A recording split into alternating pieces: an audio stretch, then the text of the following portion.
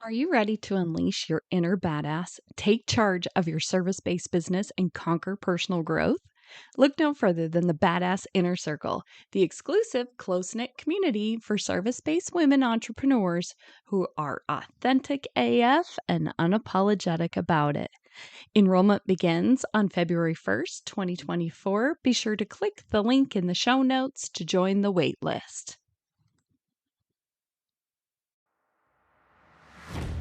Welcome to the Ladies Kickin' Ass Podcast, your source of unstoppable energy, inspiring stories, and expert coaching. I'm your host, Tanya Wilson, and today's a quickie, but a goodie, so let's just dive right in.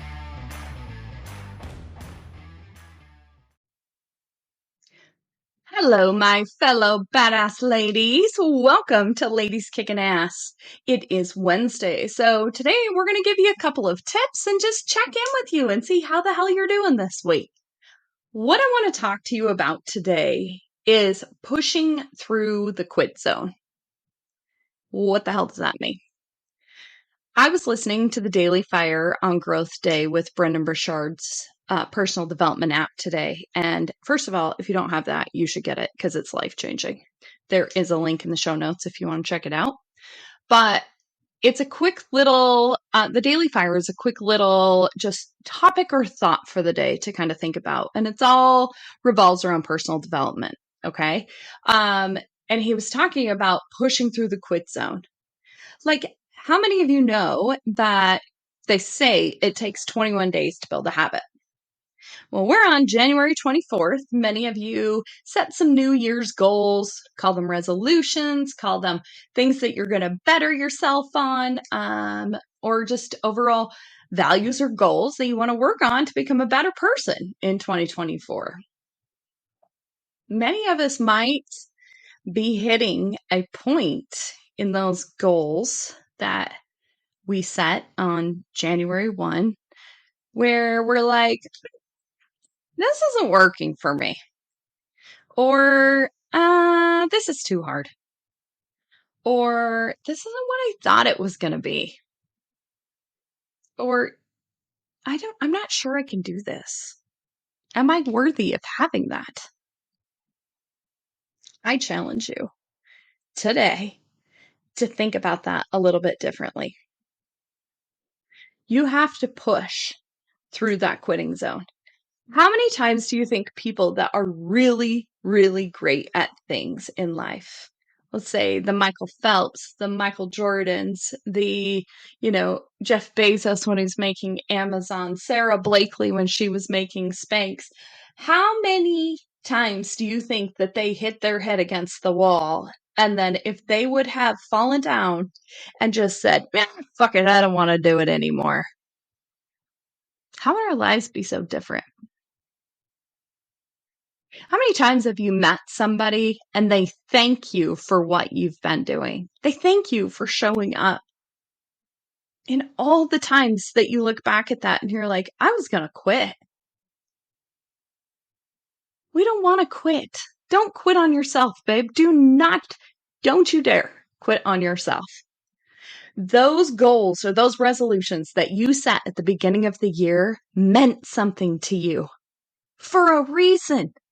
If you made a vision board like I did, it's hanging in my office. I see it every day. All the stuff that's on that vision board means something to me.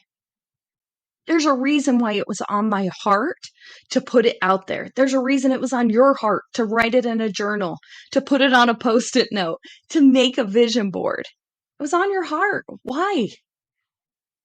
If you find yourself in the quit zone, I want you to go back to that vision board, to those Post-it notes, to those goals or resolutions, and I want you to give them all a why. Why is that important to you? The why is always more important than the how. And the how, I truly believe, is what makes us want to quit. Think about it. I don't know how to lose this weight. I've been going to the gym for 24 days now and nothing is budging. I don't know how, so I'm going to quit. If that's your goal, why were you doing it in the first place? Maybe you just wanted to be healthier this year. Maybe that's what your goal was after all, and somehow your brain just got stuck on losing weight was the only way to get healthier this year. Maybe you're not bought in on that. Maybe to be healthier, it meant something else to you. But you didn't really sit with your why. You looked at the outcome that you wanted, but you didn't write down why. I love vision boards. I love the Post-it note goals. We have those Post-it note goal boards at my office. And they're covered with beautiful goals.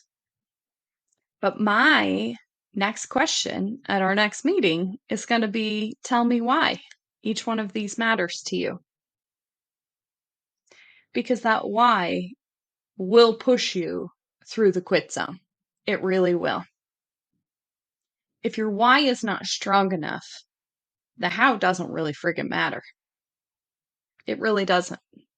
For me on my vision boards, just to be super transparent with y'all, one of the biggest things that I have on here is really getting a lot of financial things in order. I want to feel secure in my financial life. It's something where I grew up in a serious mindset of lack. My parents were always fighting because there wasn't enough money. We never could do anything because there wasn't enough money. It was always the mindset around what is this going to cost us? Never what we gained from anything, but what is this going to cost me? And it is this serious mentality of lack of like, if I pay all my bills and I spend this money, I'm never going to have any more money. Which I know for sure is bullshit because year after year, we're still able to make money. I have skills that produce money. You have skills that produce money. So why do we get stuck in this lack? I've been stuck in it for a while. So if you find yourself in that, that's why I want to share this. You are not alone. You are not alone. My business does very well, very well. And I still have that mindset that I work on every single day. So for me, my vision board is about peace, financially, body, mind, and soul. I also know my biggest stressor is worrying about financial stuff because to be real honest with you, I don't know enough about it. I don't feel confident in decision making around finances because I don't know enough about it. I've known enough to get me to this point, but now I know I need to learn more. That's really, really exciting that I know that. But it's also one of the biggest reasons why my word is value for the year. And I also wrote peace, financial, body, mind, and soul. Everything that's on my list is bringing peace financially to my body, to my mind, or feeding my soul. That's what I based it off of. Peace. I want you to think about what your goals this year are going to bring to you. What's the why? I want a peaceful life more than anything this year. That is my big focus. How's it bringing value to my life? If it doesn't bring value to my life, it's not bringing peace to my life. If it's not a hell yes, it's a hell no. Then I'm not living in resentment because I'm saying stuff and saying yes to things that I shouldn't have done in the first place. I'm learning that no is a complete sentence and I don't need to have an excuse behind it. It's huge. So look at what your goals are and put a why behind it. I would love for you to DM me and let me know what your goals are and what the why is behind it. I'd love to celebrate you and give you some accountability if that's what you're needing too. I think that we kind of give up on some of our goals early on because we struggle with the identity of the new goals that we set for the year. So like for me, for financial stuff, for me to say, I'm financially fit, I'm financially educated, I'm financially, like I know finance as well to talk it. I don't. And I think this has been a goal for mine for a couple of years. And every year I wake up in the same spot and I'm thinking, okay, I have to change my mindset. I have to identify that I am a financially educated person, that I make great financial decisions, that I know my shit about investments and what this means and what this means, and that I can provide that education to others. That's when I feel competent in something, is that I can teach it to someone else. That's the level at which I'm wanting to learn these things this year. So have you identified as the person that you want to become by the end of the year with these goals? If you want to start the business, have you identified yourself as an entrepreneur? Like, you hold yourself accountable, babe, because there ain't nobody else doing that for you. Do you realize that? Like, if you want to set up a new consulting or a coaching program, or, even like getting healthier, that's a good example too. Do you identify as a healthy person? And what does that mean for you? Being healthy doesn't mean like I got to drop 50 pounds. Being healthy means I'm not consuming shit stuff off of social media. Healthy means I'm not going to compare myself to Sally down the street anymore. Healthy means I'm going to get 8 hours of sleep.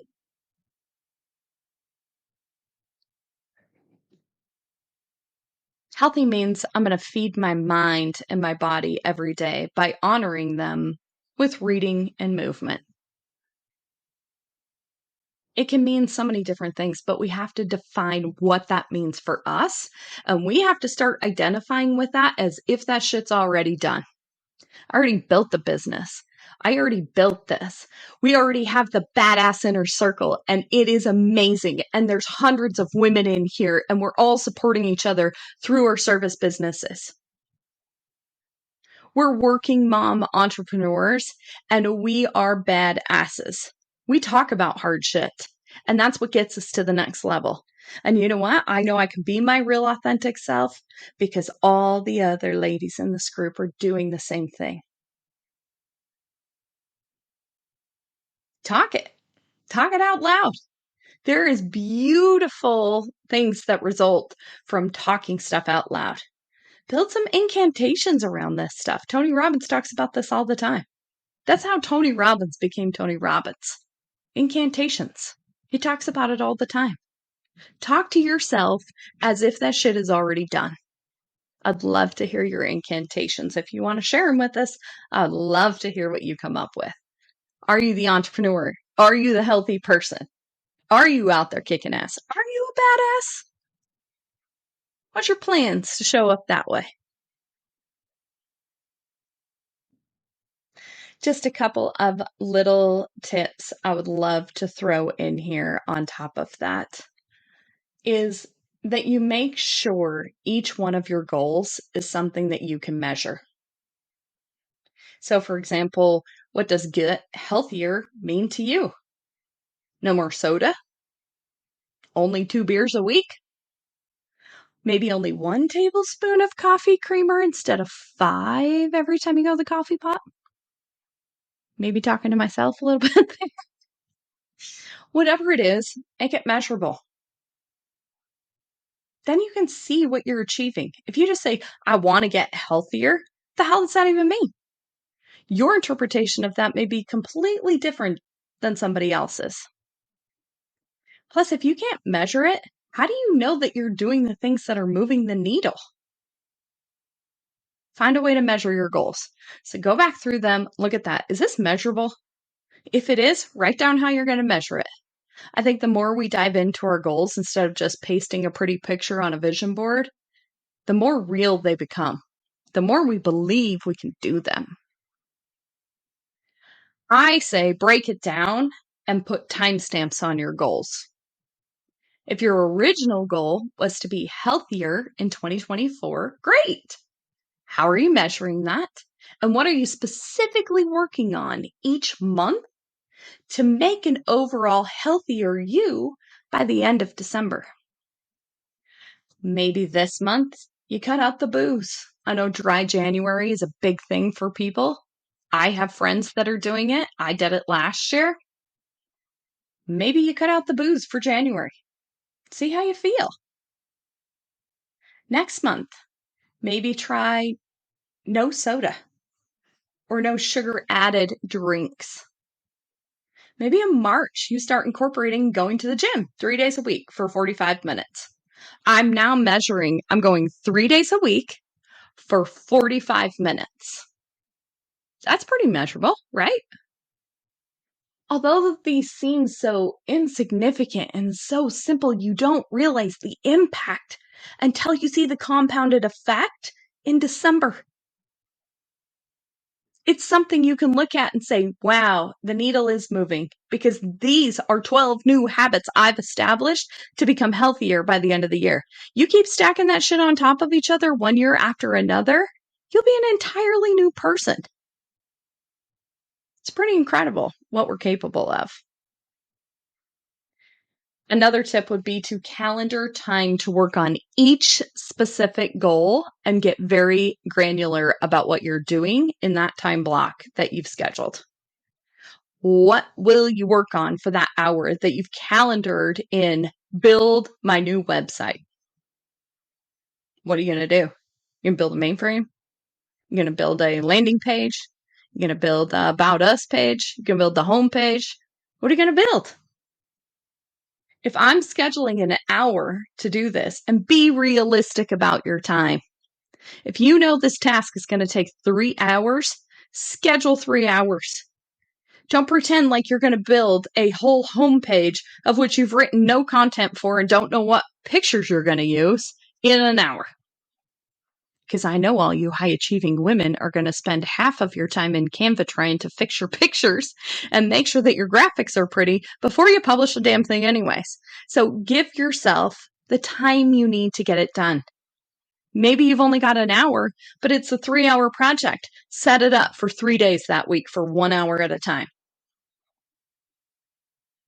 I was talking to my accountability buddy through Ultra's Mastermind, and John and I were talking about how we often get overwhelmed or put off tasks that really need to be done because we know how much time it's going to take.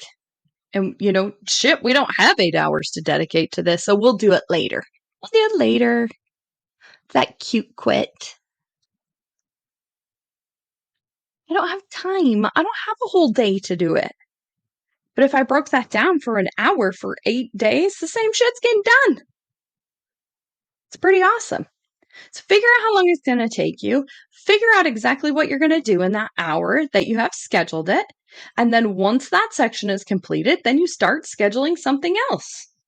Be mindful of your time. If you say you're only going to give it an hour, only give it an hour. Don't let it run on and ruin the rest of your day or your schedule or things like that. You have to keep the promises that you make to yourself.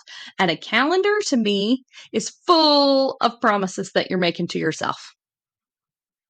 This is where I'm going to go. This is what time I'm going to start. This is what time I'm going to be done. This is what time this is going to start. This is what time this is going to get done.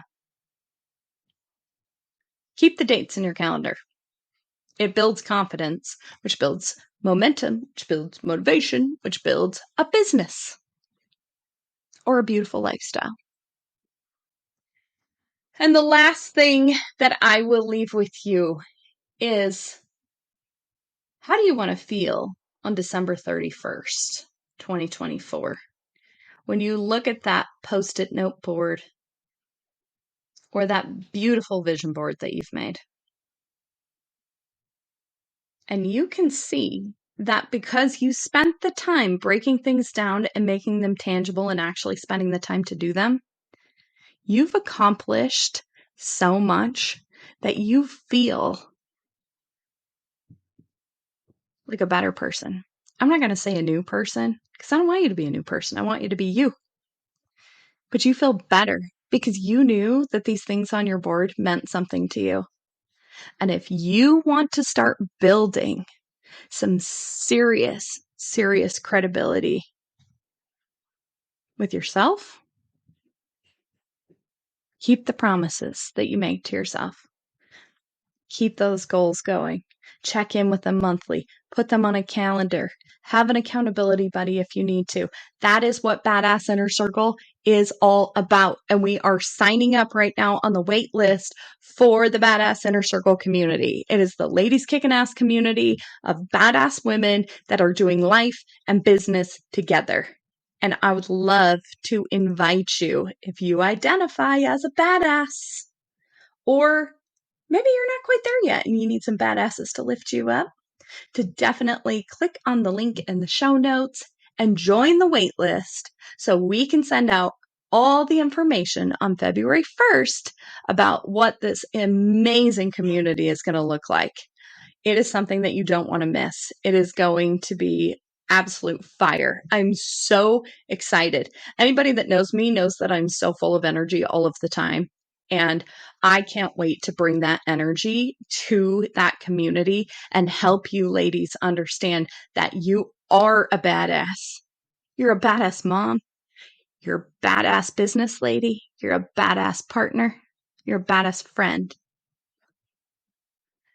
And most importantly, being able to look in the mirror and look at yourself and say, I'm a badass, even if you whisper it at first, is incredible.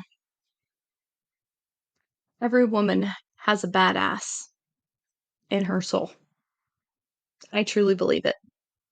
How it comes out is very different. That's why we always ask everybody at the end of the podcast, what does ladies kicking ass mean to you? How does kicking ass show up in your life? What makes you a badass? Is it the hustle or is it relaxing? Is it being a badass mom right now because I need to focus on that? Or badass at business and closing deals and building empires? Is it badass at changing the wave of your family and providing a ripple that is so fucking huge, you'll never know where it ends? That's what I want for you. That's what I want. I want to create a ripple so big, I'll never know where it ends. And I invite you to become part of that with me.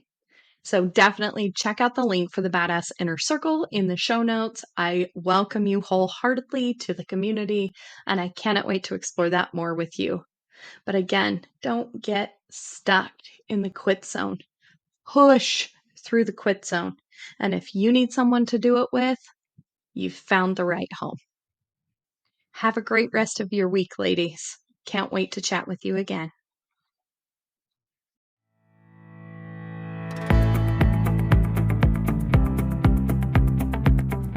Thank you for tuning in to another episode of the Ladies Kickin' Ass podcast. I hope you loved it.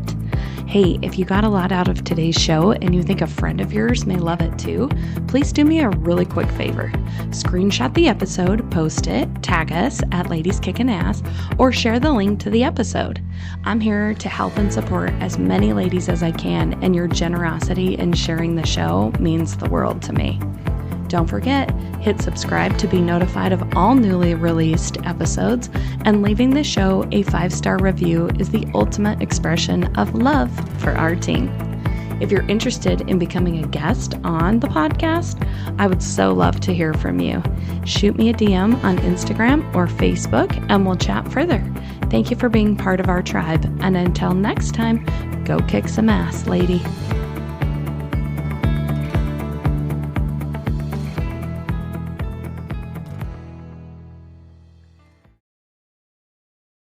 Hey there, ladies. Want to supercharge your personal growth journey with insights from the best in the business? I've got a treat for you. I have been raving throughout many of these podcasts about this incredible self-development app called Growth Day.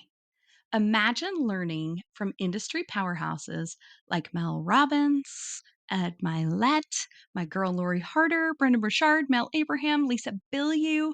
Oh my gosh, there's so many more. And guess what? Every Wednesday, they teach live that you can watch them and interact with them through this app. It's so incredibly cool. Beyond their wisdom and live coaching sessions, there is another incredible feature that I am obsessed with, though: the journal section. I use it every single day, whether it's either to brain dump, reflect on my feelings, remember things for my business, or dive deep with our brilliant journal prompts. I'm never at a loss for words when I sit down to journal. How freaking amazing is that? And because you're part of our podcast family, there's a special treat awaiting you. Click the link in the show notes below to check it all out. Embark on an incredible journey with Growth Day. Remember, every new day is an opportunity to grow, reflect, and evolve.